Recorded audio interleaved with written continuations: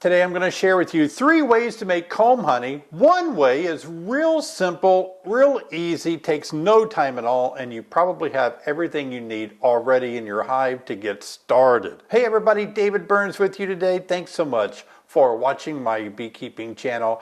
It's so good to be with all of you. Today we're going to give 3 shout outs to subscribers, so keep watching because I may have you and your name on screen as a way of saying thank you for subscribing. So let's get started and start talking about comb honey. When I was a young child, my mom took me to the grocery store when she did her shopping back in the 60s, and I always loved to get some honey. And sometimes she would let me buy a whole quart-sized jar of honey with honeycomb in the middle. That fascinated me because I could see the honeycomb. The bees made that. And not only that, but I could chew it, and that was a lot of fun.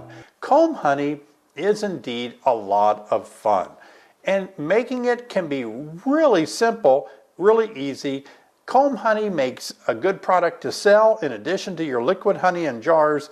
It also makes great gifts, and it's an eye catcher. It's something that people are drawn to when they see it. I mean, remember, some of us my age used to eat these paraffin lips, wax lips, and Coke bottles, wax Coke bottles with some Kool-Aid in the middle, even wax harmonicas. Leave a comment below if you played some of those wax candy harmonicas and played them and then ate them. Wow.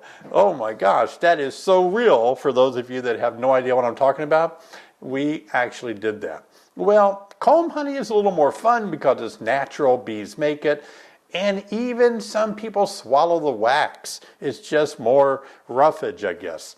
But comb honey is really unique. Today I want to show you how I like to make comb honey, an easy way to do it, and then I want to show you a very, very easy way to do it.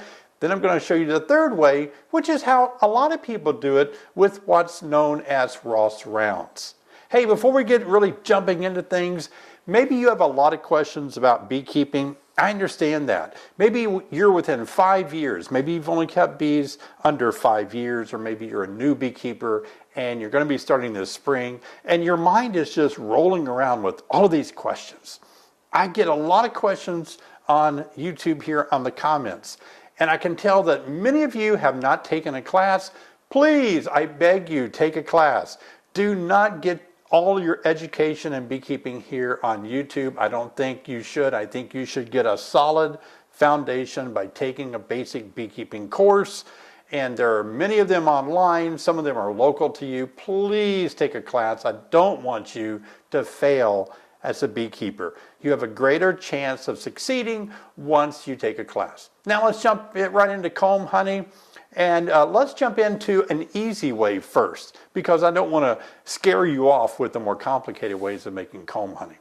This is an example of how I simply took a medium frame. Now, if you don't know what a medium frame means, it means that some boxes are called deep boxes. That's where the brood lives. They're 9 5/8 from top to bottom.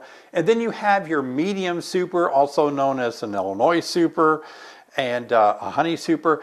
They are 6 5/8 from the outside box from top to bottom.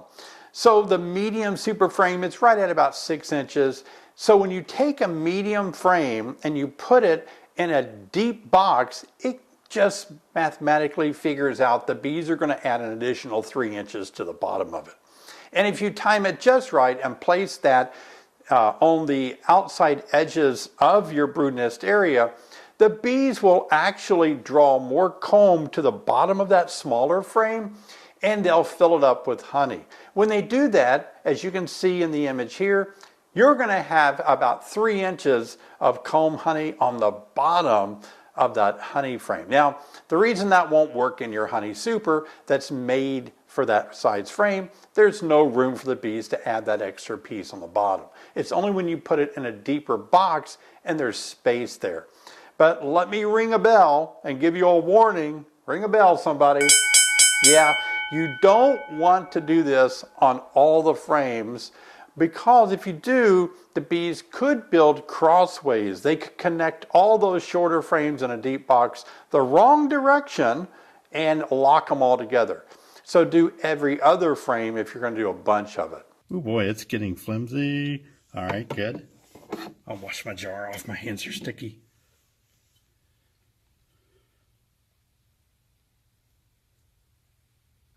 Some of that inside there is dark because that may just be the nature of that kind of nectar. Oh, how does that look? Get it in the middle more, maybe.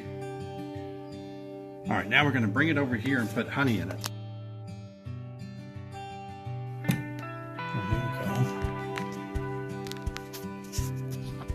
I'm not sure how to do this.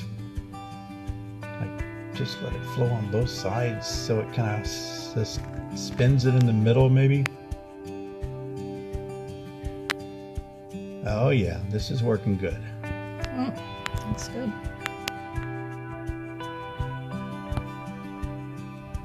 I'm gonna take it up to the bottom.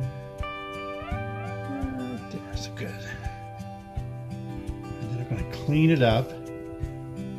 Rinse it off until I put the lid on it. Here's my lid. And this is a cool lid because it's actually a gold lid. I like that gold lid. All right, now let's rinse it off.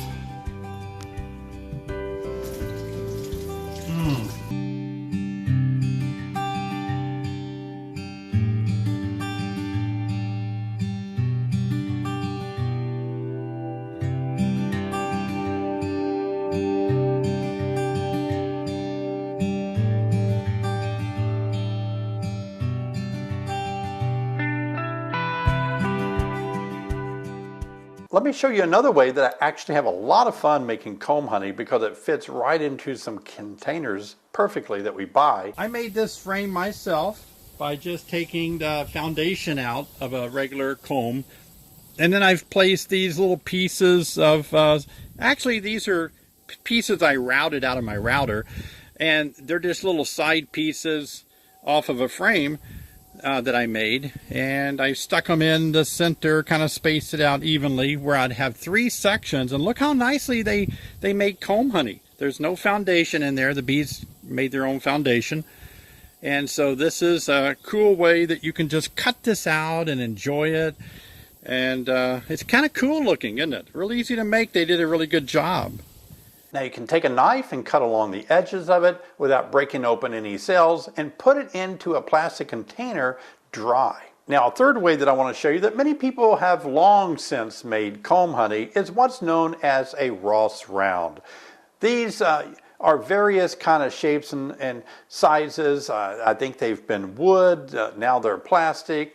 But you can see here, as shown from Daydance website, that they actually sell these round plastic containers that sit into a super as frames, and the bees come up and they actually fill all these circles up, and they're known as Ross rounds. You take them out, it's kind of made so that you can put them together and you have a product very easily. Just put lids on them and you have a product to sell.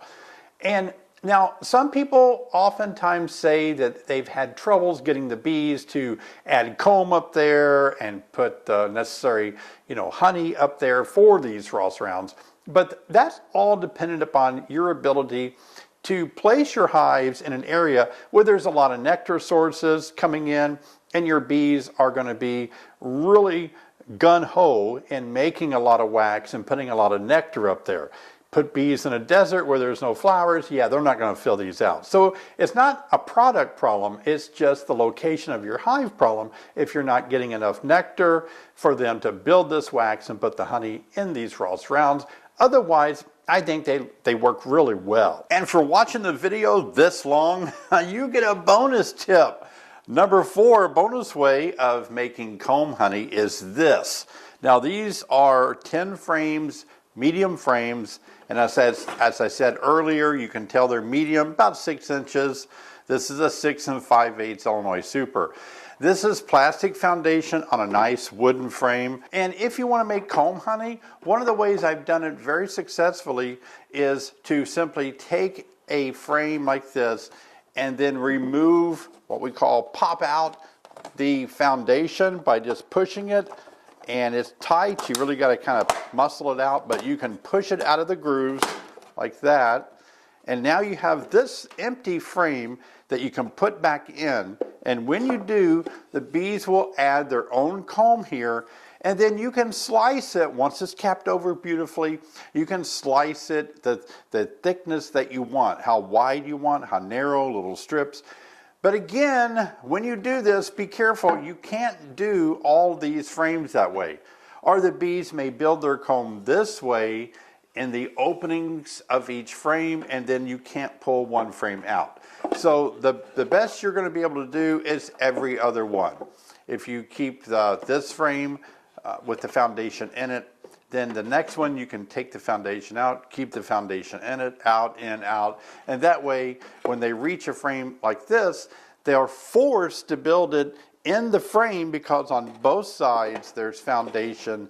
They can't go sideways. That's a bonus way that's easy for you to make comb honey. This is also a great time to tell you that the neat thing about beekeeping is I don't have the only way to keep bees. I'm not the final authority or the final say-so on how to make comb honey. The neat thing about beekeeping is we're all citizen scientists. And we're free to come up with our own ideas or our own unique way. Sometimes it depends on what kind of hive you have. So I like it that we can all do our own thing. So leave a comment below and let me know how you make comb honey. Okay, a shout out to G's Bees, subscriber for 2 years on my YouTube channel. Thanks so much, G's Bees. Great info on what you find on frames. Have taken several of your online classes and found them highly informative. Thank you for your videos and encouragement. Well, thank you, G's Bees. Thanks for taking my online classes. I really do appreciate that. A shout out to you. Thanks for being a subscriber for that long. Raleigh Sistrunk, a subscriber for 8 months now, says, "Hey Dave, finishing up my first year of beekeeping, I just did my first walkaway split. I live in Lake City, Florida, and I have ordered another package of bees. I love and appreciate your videos, and I have almost finished my first 6 lessons of your class. Keep up the good work." Well, thanks, Raleigh. Appreciate that. Those kind words. And again, thanks for taking my online courses. I appreciate that.